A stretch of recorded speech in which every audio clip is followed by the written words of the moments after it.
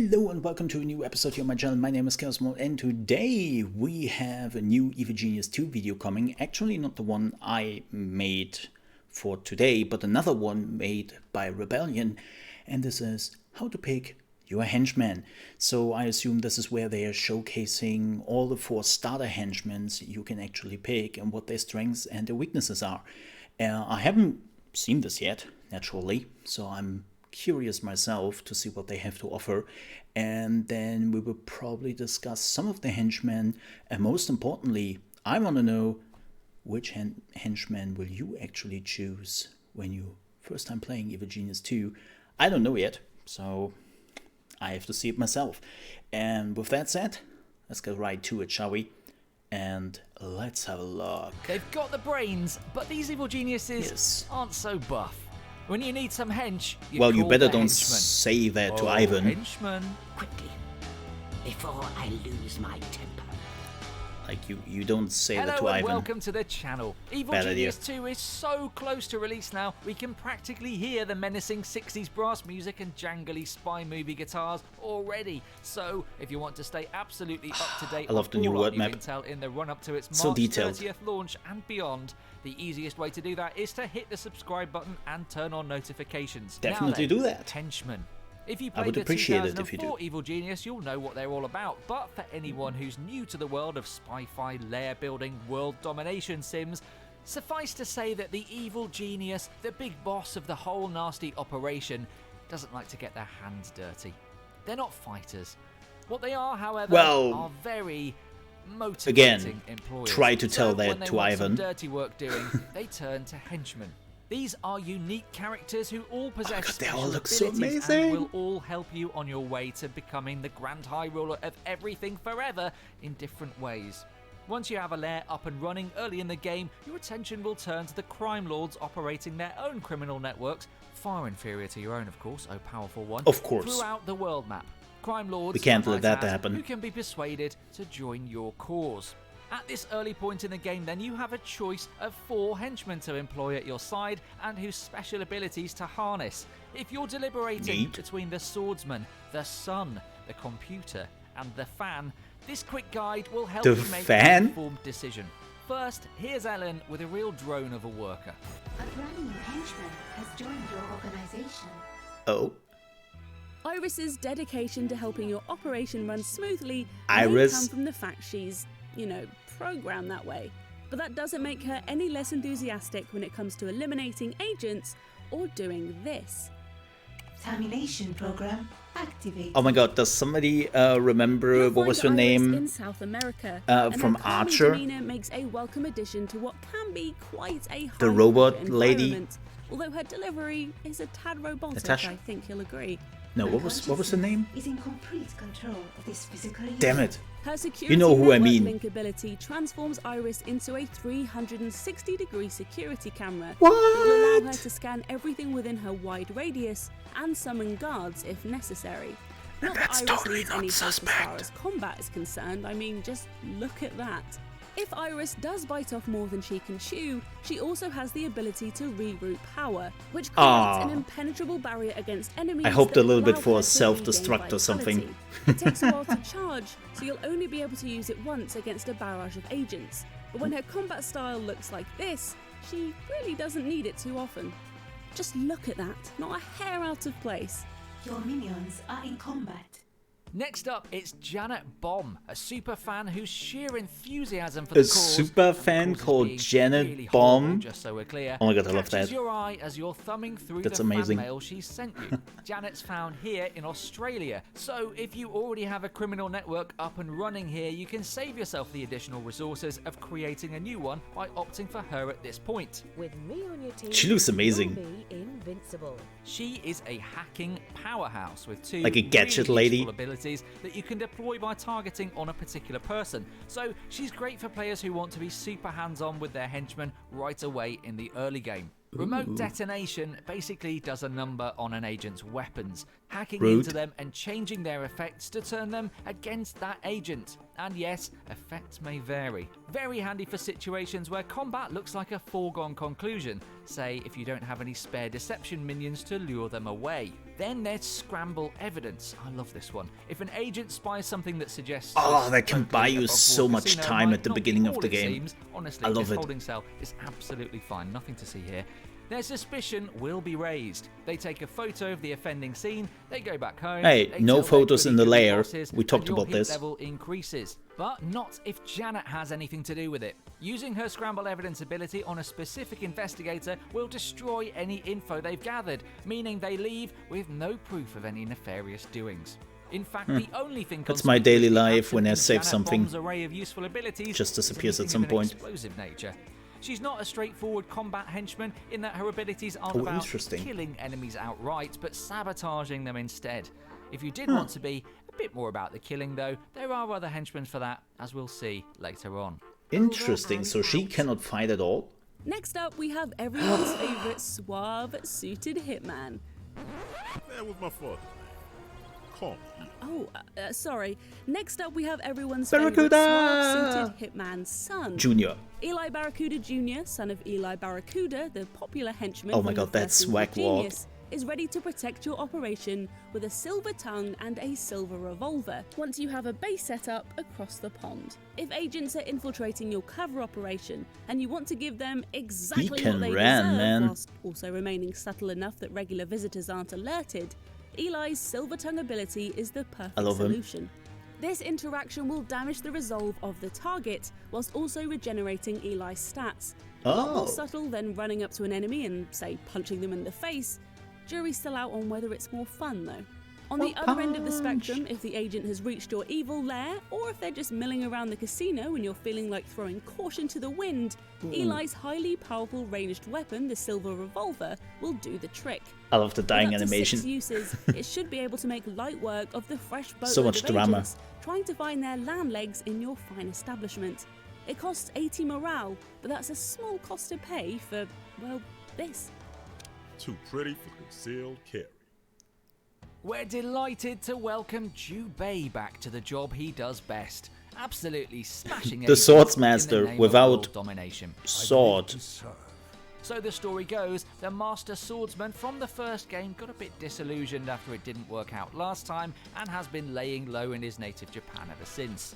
Until you set up a criminal network there anyway and coax him out By of the way, retirement welcome back, for, Jubei. you guessed it, one last job.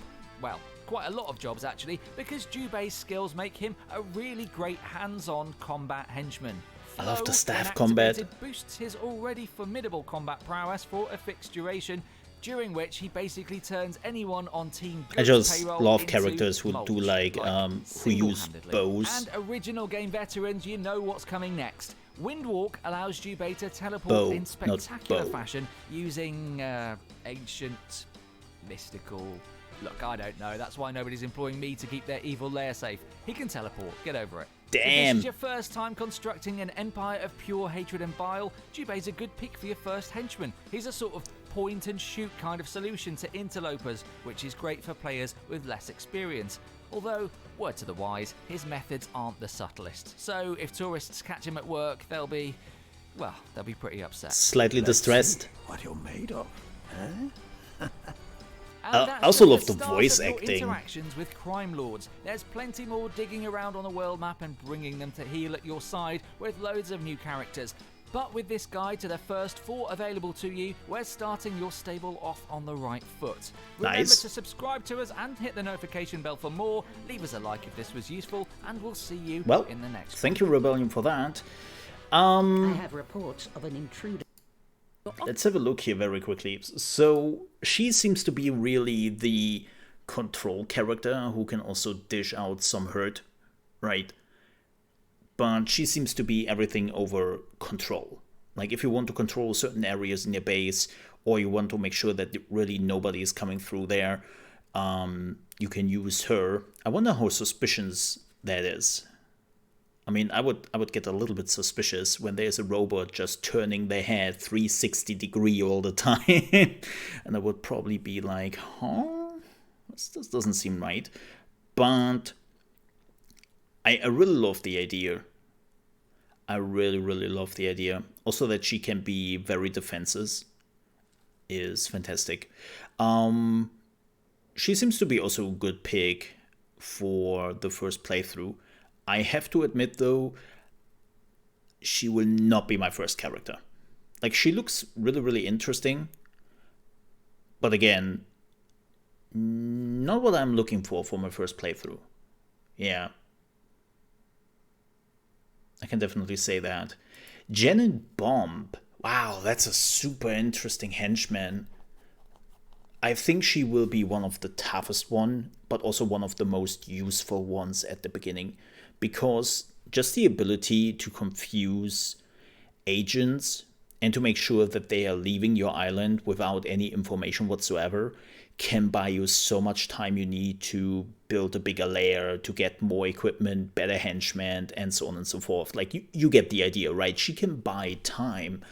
And because of that, she doesn't have any combat abilities, it seems. Maybe she can punch a bit.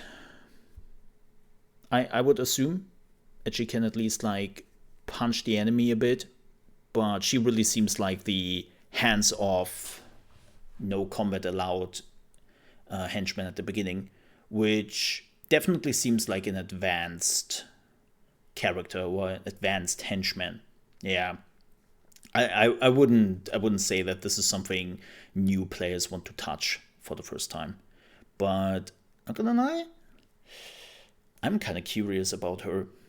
Like, I'm not sure if she will be my first character, but I would definitely say she would be my second character, which I would use. Because I'm really curious about, like, Scramble the Evidence. Yeah. Like, she looks super interesting and I love her design. Like, she's like a super fan, which is hilarious. I wonder how, like, characters react to that they have, like, a super fan, right? I'm really curious about that. Then we have Eli Barracuda Jr. I love him. Like, he's very close to what his dad was. Well, yeah, pretty close to that. It seems like that the Silver Revolver is now a special ability and not something he's using permanently. Like, he is just punching people and then uses the Silver Revolver whenever he needs a damage boost. And he doesn't have the Ghetto Blaster anymore, which is okay. I didn't really like the Ghetto Blaster too much besides of the interaction with it. But now you have, like, the Silver Tongue, and you can win, like, people over, and you can also get your morale back and whatnot. Yeah, that's pretty cool. That's helpful for the beginning, or not just for the beginning, like, for the whole game, but you can also dish out some hurt. So he's a great mix. I would definitely say he is, like, the most round character. He doesn't seem to excel in anything specific, but is also not weak. So he can do both. He can fight, but he can also support you. And I have to admit, this will probably be my first character. Yep. I mean, look, Barracuda was always the character I have played when I played the original Evil Genius, or if I could, I always used Barracuda because he's just the best. And I just love the swagger move. Look at the tie, man. Look at that tie. Like, I love this character. And it seems like the voice acting is also really, really good. So, probably my first henchman of choice, Ali Barracuda Jr. Yeah. Now, let's have a look at the last one, which is Jubai, who's back. This time not with a sword, but a staff. So he's not a sword master anymore. And he got older. Much, much older. He really seems to be the hands-on character. Like, if you do a lot of mistakes at the beginning, which, well, let's be honest here, even though I count myself as a Evil Genius veteran, I will probably make a lot of mistakes because I'm a dingus. And he is definitely the character who seems to be able to save your ass. Like, whenever shit hits the fan and you have to react quickly, it seems like Yubai is there. Especially that he can teleport. Like, that is so useful to get around. Like, whenever there's, like, trouble brewing. And also the cooldown seems to be, what, 20 or 30 seconds? Like, he can just jump around, defend you, then go to the next battle. Like, he's the henchman who can probably move the fastest, at least from the beginner henchmen. We don't really know how the others are, to save you whenever it is possible. And that is so strong. So even though he's not a subtle character, he definitely looks like the character who can just protect you the most. And I think that's good.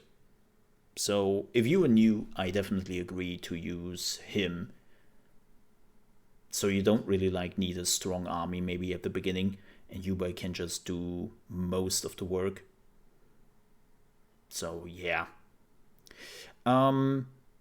Again, you would not be my first character, and probably also not my second character. Because I think I know enough about Evil Genius that I don't necessarily need him. He says that, but in truth he would just die over and over again. Believe me. So, we will see. But he's not high on my list. Like, Ellie Barracuda is the number 1. Then Janet Bomb. And maybe Iris or Yubai for the 3rd. Yeah. I would definitely play with all of them. It's just... Ellie Barracuda Jr. will probably be my first one. And then Janet Bomb will be number 2. And I'm, of course, very curious to see what other henchmans we are getting in Evil Genius 2. With that said, though, I definitely want to know from you which of the 4 henchmen you would choose, and maybe even why. If you have the time and you want to tell me, I would definitely read it. And with that said, I thank you so much for watching. I hope you enjoyed this video. If you did, please leave a like. And if you want to see more Evil Genius 2 videos, gaming news, and other things regarding the gaming industry, I would appreciate if you want to leave a subscription. Again, I would definitely appreciate that. And with that said, I will see you for the next Evil Genius video very soon. Stay evil, and I'll see you next time. Bye bye.